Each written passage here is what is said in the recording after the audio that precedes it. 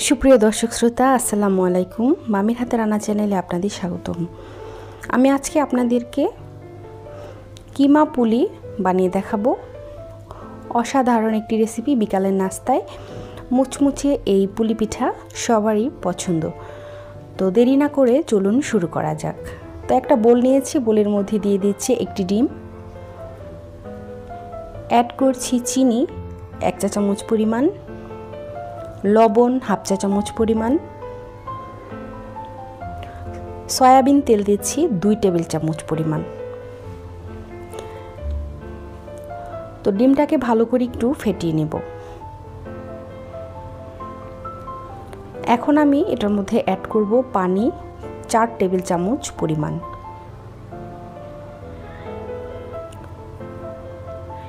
তো নেড়েচেড়ে মিশিয়ে নেব। তো এই পর্যায়ে আমি অ্যাড করব আটা 2 কাপ পরিমাণ। আপনারা চাইলে ময়দা দিয়েও করতে পারেন, তবে আমি প্যাকেটজাত আটা নিয়েছি। আপনারা চাইলে প্যাকেটজাত আটাও ব্যবহার করতে পারেন। তো খুব ভালো করে নেড়েচেড়ে মাখিয়ে একটা সফট ডো তৈরি করতে হবে। এই কিমা পুলিটা আপনারা যে কোনো সময় তৈরি করতে পারেন।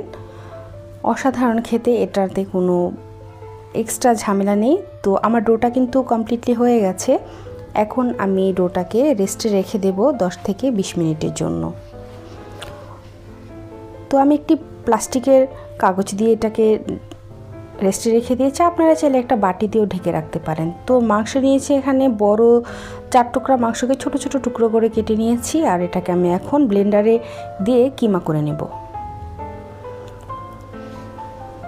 তো কিমা করে নিয়েছি। এখন একটা কড়াই বসিয়ে দিয়েছি, দিয়ে দিচ্ছি সয়াবিন তেল 1/3 কাপ, আর পেঁয়াজ কুচি দিয়ে দিচ্ছি 1/2 কাপ পরিমাণ।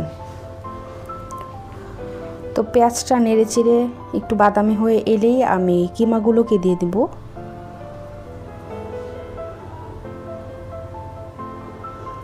গরুর মাংস না থাকলে আপনারা কিন্তু চাইলে চিকেন দিয়েও এই কিমা পুলিটি বানাতে পারেন। তো নেড়ে চেড়ে মিশিয়ে নিয়েছি। এখন দিয়ে দিচ্ছি লবণ 1/2 চা চামচ পরিমাণ। লবণটা একটু টেস্ট করে তারপর ব্যবহার করবেন।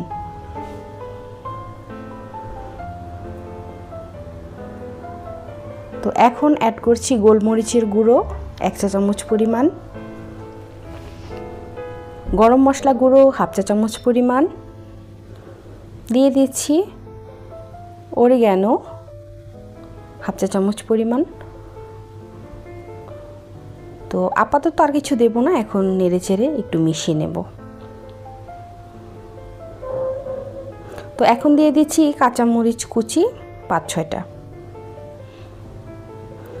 তো এ পর্যায়ে আমি অ্যাড করছি সামান্য একটু টেস্টিং সল্ট। অবশ্যই এটা একটু দেওয়ার চেষ্টা করবেন। তো আমরা জানি টেস্টিং সল্টটা আমাদের স্বাস্থ্যের জন্য ভালো না, তবুও মাঝে মধ্যে একটু নাস্তা বানালে দিতে হয়।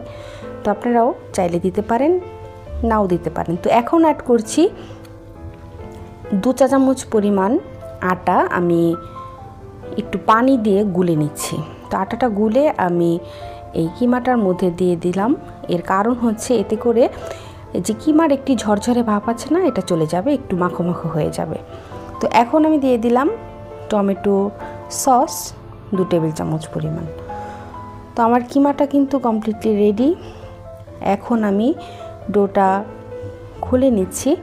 তো দেখতে পাচ্ছেন ডোটা কতটা সুন্দর হয়েছে, একদম মিহি হয়ে সফট হয়ে গেছে। তো এটাকে আমি 4টা লেচি কেটে নেব। তো 5টা লেচি হয়েছে। তো এখন আমি বড় সাইজের একটি রুটি বানিয়ে নেব।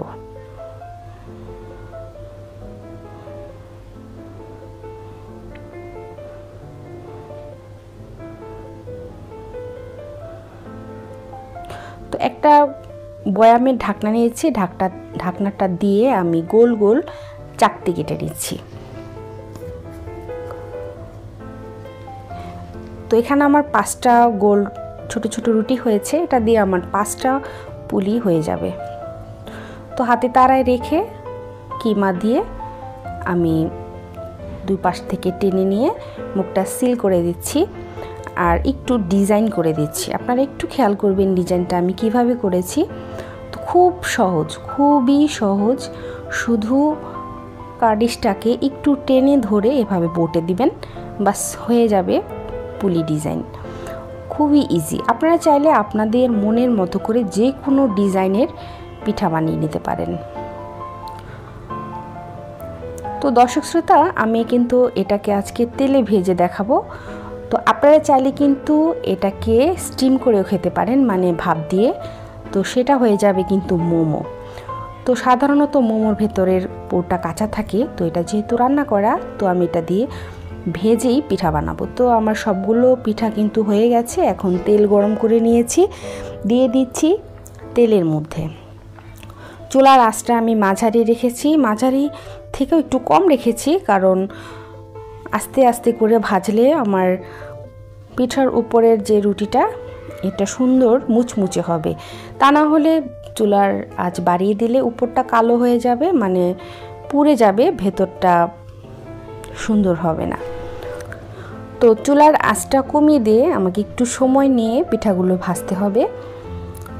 যত ধীরে ধীরে পিঠাগুলো ভাজবো, পিঠাগুলো ততটাই ক্রিস্পি হবে। তো দর্শক শ্রোতা, আপনারা কিন্তু দেখতে পাচ্ছেন আমার পিঠাগুলো কালার চলে এসছে। আমি পিঠাগুলোকে ব্রাউন কালার করে ভেজে নেব। তো দর্শক শ্রোতা, আমি এখন পিঠাগুলোকে তেল ঝরিয়ে তুলে নিচ্ছি। তো আপনারাও বাসায় এভাবে এই কিমা পুলিটা একটু ট্রাই করে দেখবেন, আশা করি আশাহত হবেন না। তো সবাই ভালো থাকবেন, সুস্থ থাকবেন। হালকা মশলায় মাংসের অরিজিনাল টেস্টটা পেতে হলে এভাবেই আপনারা কিমা পুলি বানিয়ে খাবেন।